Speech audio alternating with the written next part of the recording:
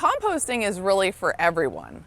Even if you're not an avid gardener, you can compost to avoid your waste going to the landfill and actually put it in your backyard to be able to get those nutrients. And if you are a gardener, they will compost down and you can harvest that soil. So today I'm going to teach you how to compost in the simplest type of composting. You want to start with anything that's biodegradable. So nothing that's plastics, polymers, blended fabrics, nothing like that. Anything that comes from the earth that is created, you'll be able to compost as it's biodegradable or compostable.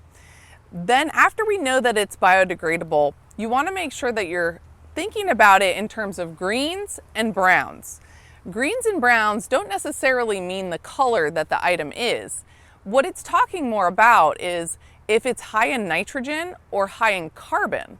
So things that are greens, examples of greens that are high in nitrogen are things like kitchen scraps, and you can use a nice clear jar like this or a little Tupperware in your freezer to save those and have them handy ready for your compost. So things like banana peels, papaya peels, asparagus stems, anything that you would chop and peel up in the kitchen are fantastic additions to your compost pile.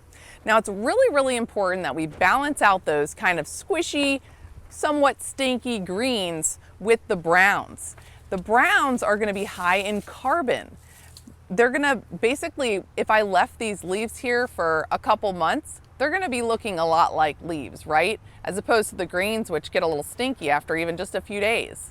The browns are going to take a while to break down, but when we add them and mix them with the greens, it makes the perfect compost. So what we want to do is select browns such as leaves. We have yard waste such as sticks. We have cardboard, tissues, newspaper, paper towels. Any of these types of things are going to be great browns for your compost. And again, Florida friendly principle, recycle yard waste. This is a great way to do that. So other things that you might not think about are cut flowers or anything that's biodegradable can go into your compost pile. One exception to that is when we're thinking about pet waste. So we want to avoid carnivorous waste, right? Or even omnivore waste. So no cat, no dog waste, but we can focus on poultry waste or ruminant waste. So cattle, horse, chicken, poultry, any of those types of animals have great manure, and the manure is going to be considered green. So be sure to balance that out with some, pine straw or pine shavings to balance out that compost. Now another way to compost is through worms, worm composting. Typically in a normal compost pile, you're going to have microbes, and the ratio of those greens to browns is going to be perfect to create the microbes. So 1 part greens to 2 part browns is going to be perfect.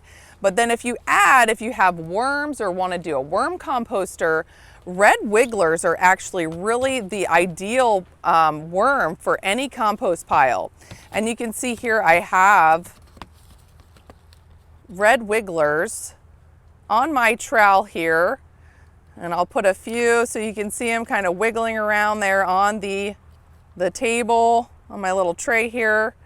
And you wouldn't necessarily want to add the worms to an open compost pile. They might naturally come in, and that's totally fine. But if you want to do worm-specific composting, we really recommend a closed system for those worms, and that way they won't escape. Another aspect of composting is really important is to make sure that your pile is getting enough air and water.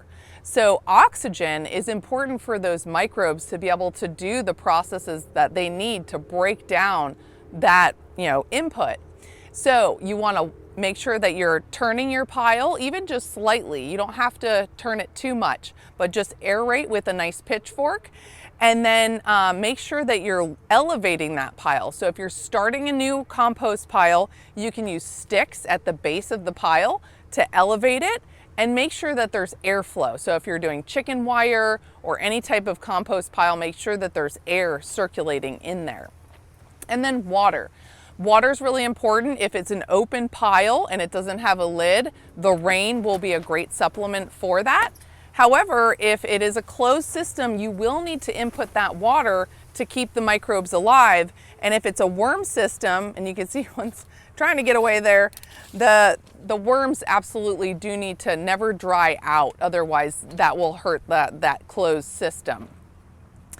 And again, composting is easy. This is something that nature naturally does in our forests, in our wetlands. And so we're just harnessing the power of nature and science to be able to create great soil, great compost.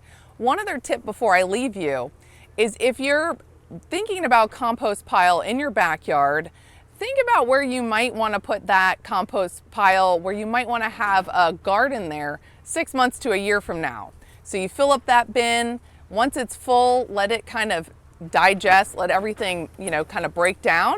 Once you remove the bin, you're actually going to have perfect soil. So you can spread it out right there and plant your garden in that area. Or of course, you can wheelbarrow it to the place that you need, to your fruit trees or your compost, to your vegetable garden. So with that, get composting. Everybody can do it, again, either to get great soil for your garden or to just simply defer waste from our landfills.